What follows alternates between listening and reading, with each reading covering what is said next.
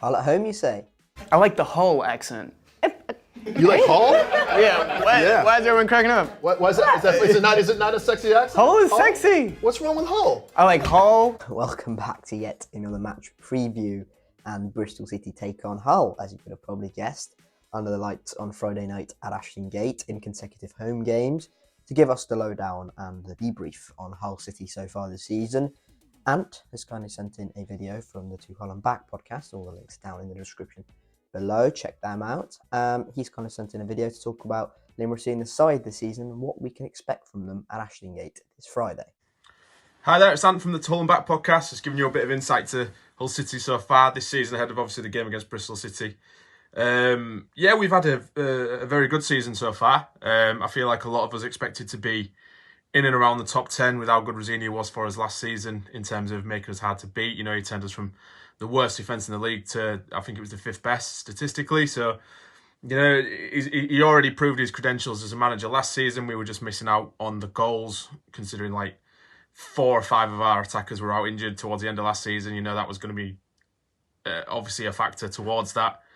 But this season, obviously, he's brought in some good, young, hungry players, likes of Liam Delap, Scott Twine, Jaden Philogene. You know, all these players have been absolutely phenomenal, and his play out with the back style that he wants to incorporate is really starting to come to fruition, and we're looking at a very decent side. And, you know, if someone had said to us beginning of the season that going to Christmas would be, you know, in the top 6, I think we'd have all snapped their hands off. So, yeah, it's been good so far. Whether or not we can sustain that is yet to be seen, obviously, but it's going so far so good.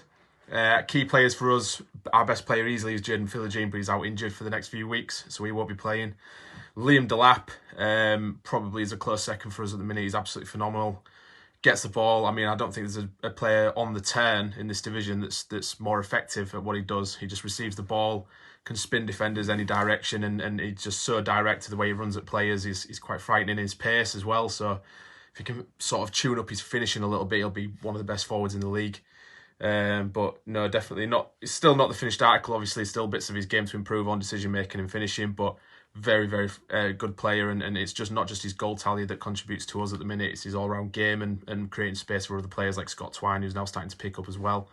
And then obviously Tyler Morton in midfield, another key player for us on loan from Liverpool. He's been absolutely fantastic. You know, he got his England 21s debut a few weeks ago as reward for his form with us, and he's continued and got better. He's adding goals to his game. You know, his box to box, his passing is exemplary. His assist for us on Tufan against Cardiff was absolutely brilliant. You know, he's really coming to be a key player for us this season. So I'd say Morton and Delap are probably our best 2 players at the minute.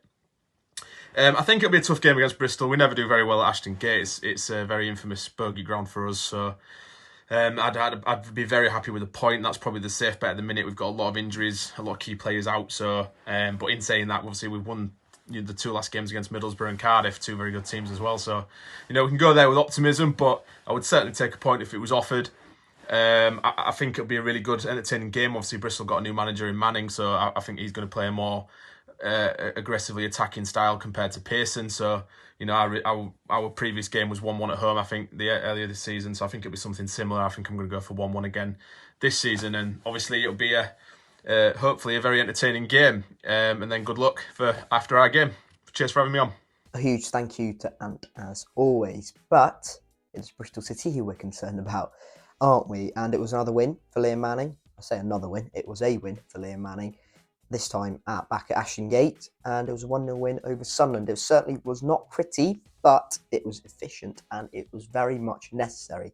A gritty, resolute defensive performance gave us all 3 points against the Sunderland side, who were buoyed by Mike Dodds, and, you know, were in good form, beating Leeds and West Brom. So the importance of that win and the magnitude of it cannot be underestimated for Liam Manning, who I'm sure will have a little bit more pressure off this game, but still a massive opportunity. As Ant said, Hull have injuries and they'd be coming into this, you know, in the top 6, probably as favourites, but Bristol City certainly can cause an upset or 2 and have stopped teams in good form prior to coming to Ashton Gate. So hopefully, from a Bristol City perspective, that will be the case again this Friday night. Unfortunately for City, 2 more players have joined the club in terms of injuries, but this time it's a sickness bug, and 2 unknown players are, well, very much going to be in doubt for tomorrow and will very likely miss the game. We don't know who they are.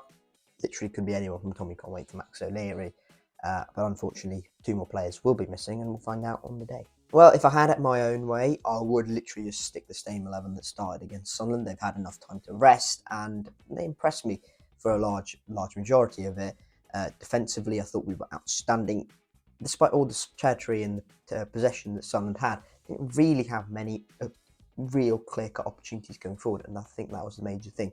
If City can make sure we, once again, get a nice defensive base and stop the intricate play between the whole front 4 they have at the moment and the formation they're playing with, I think City can hold their own and make sure we also provide a threat going forwards. And I think the likes of Sykes, Conway, Mehmeti, Knick, Bell, whoever it is, can do that and have shown that they can do that as well. And the added threat from our midfield, i.e. Taylor Gardner-Hickman and Jason Knight, can also add on top of the fairly decent structure we have going at the moment. These are going to be 2 sides that are heavily possession-based, so hopefully that'll make for a good game, but that could also mean they cancel each other out a little bit, and that's where I'm kind of heading with this. Hopefully, from a City perspective, we can find areas and exploit them, but Hull are ultimately had more time with Liam Rosenior. They've had back in last season and start of this season, now they've had his out of summer window as well, Rosenior. So ultimately, that's going to play a part in it as well. So I'd say Hull are far more advanced in their progress and their process than Bristol City under Liam Manning, but there's still elements of threats carried on from the previous era and previous regime that Bristol City will hold and Hull will still be fearful of. On that note, I'll go into my score prediction then. I think this is going to be an open game for the neutral watching this, hopefully. But from a Bristol City perspective, hopefully this is a game where we can take control and in certain areas just make sure we nail them and then go from there. Midfield's going to be crucial. I think Jean-Michel Seri, Tyler Morton, as mentioned, they're going to be crucial. But Bristol City have got their threats in midfield as well. We've got Jason Knight, who just runs all day. Taylor Gardner-Hickman, who's a very good technical player. Matty James is a good player on the ball when he's given the opportunities. I think that maybe if we outnumber them in midfield, could be a case. But Hull going to have so much of the ball wouldn't matter. I don't know. But what I can say is I think we have got that goal threat. I think Sykes, well, if we can take our chances, Sykes, Conway, Mehmeti can be a threat to any opposition in this league. So, for that reason, I'm going to go for the first time this season, Bristol City to get back-to-back wins. And I'm going to go for Bristol City 2, Hull City 1. What are your score predictions? Let me know down in the comment section below. So, that is it for this match preview. Thank you very much for watching. And thank you very much to Ant as well for sending in his clip.